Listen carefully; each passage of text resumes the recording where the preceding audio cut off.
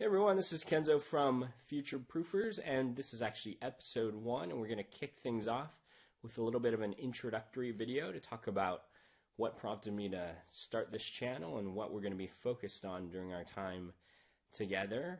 And to dive in deep, there's this concept that I've been thinking about a lot lately, which is create or be created. And I actually created this image to help encapsulate this idea that we are always in a state of consumption in the world around us. The shows that we watch, the music that we listen to, the conversations that we have with people around us. And instead of being the product of other people's creations, we should strive to create more ourselves, which is why I've been prompted to kick things off and attempt to start my own YouTube channel and do a little bit more creation myself.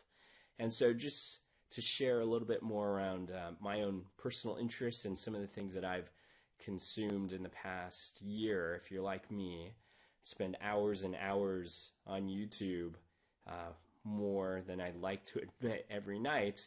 And it might be things like watching unboxings of new products or watching people play and comment on video games, give reviews around new electronics, or even listen to music covers from up-and-coming artists. But it's not just video that we consume. A lot of time for me is spent on podcasts, and there are lots and lots of fascinating podcasts out there in the world. Among my favorites, from Gimlet, both Reply All and Startup, This American Life has been a favorite for many, many years, hearing all these various stories from people around the country and the world.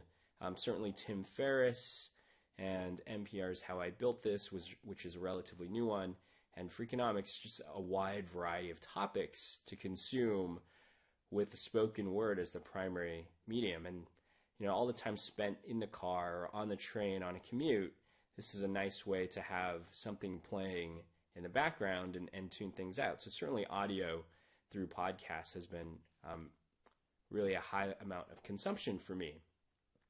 But there's so much other content in the world around us, like TV or Netflix, lots of really well done dramas and comedies and things to watch on a weekly or on a binging basis on hours on end. And if you're like me, you probably enjoy some of these types of shows as well. Last but not least, I did have a chance to squeeze in a few books over the last year.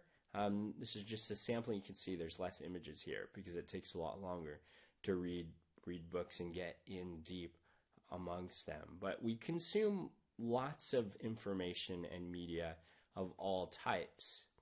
And it's not just video or music, TV, or books. Think about your shopping list as an inbox of things that we consume around us, and certainly emails. And how many times do you show up first thing when you get into the office and you walk into 20 or 30 new emails that you have to consume before you get to create any of your own content for the day? And you might leave work at the end of a day with the feeling of not being productive at all because you spent your time responding to other people's requests and emails instead of creating your own ideas.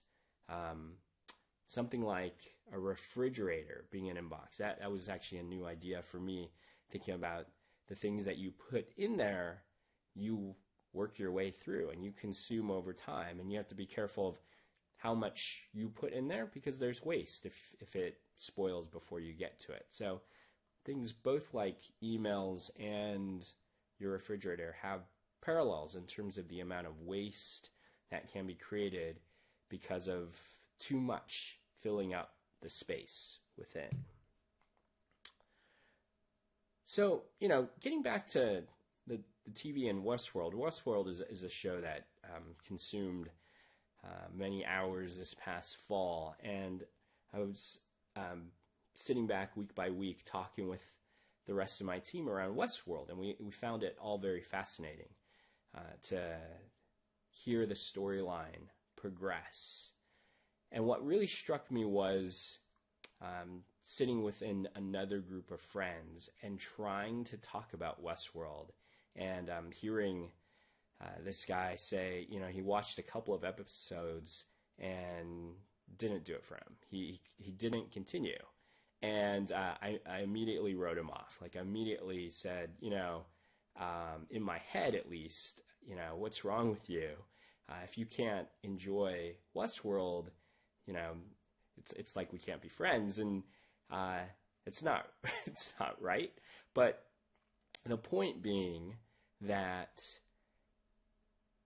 we are the products of the things that we consume, and we all start to sound the same, consuming the same types of information around us. So while on my work team, we all watch this show and we can all relate to it, and we all view the world the same way, there can be the effect of a lot of Me Too thinking. We all digest information similarly. And so, for someone who's not watching the show, for me to, write them off and say, what's wrong with you? It's like we're not allowing people with other types of perspectives and opinions and ways of thinking into the conversation. And we start to have some groupthink and all start to think alike. And so this is just an example of where it started to really resonate with me about being the product of things that we consume and needing to create more, to articulate our own ideas around us, to not fall within that trap. It gets me back to this create or be created. You'll be the creation of other people's content. Everything that you consume and digest, you internalize and you start to articulate.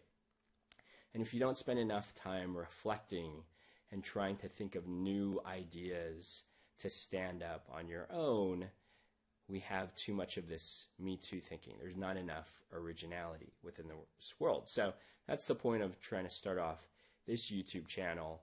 What that means for me is, if I'm going to be successful at this, I'll have to consume less of that online video content, less of Netflix, read less books, listen to less podcasts. More work will have to be put into this. And just throwing up some quotes here around sacrifices and success not being an accident. It is hard work. You have to persevere. You have to give something up in order to get to something better. So hopefully these inspire you like they inspire me, making hard decisions and trading things off and taking risks. And for me, it's putting myself up in camera and sharing some of my ideas. And, the things that you want the most, you have to do what you want the least. Sometimes there's some risk involved. So that's FutureProofers. We're going to talk about emerging ideas and trends within the world. The idea of future-proofing something is to try to protect and insulate yourself from the disruption that's happening in the future. And so that you can survive, you can adapt and change with the world around us and not be disrupted by the new ideas that are going on. So it could include things like drones in the surveillance society, or wearable devices, genetics, certainly brands and consumerism and the evolution of products is fascinating to me, so we'll talk about things like that. So basically, the whole world is open to conversation, and hope you'll share that with me as we dive into that channel. So that's FutureProofers. Thanks very much. We'll see you next time.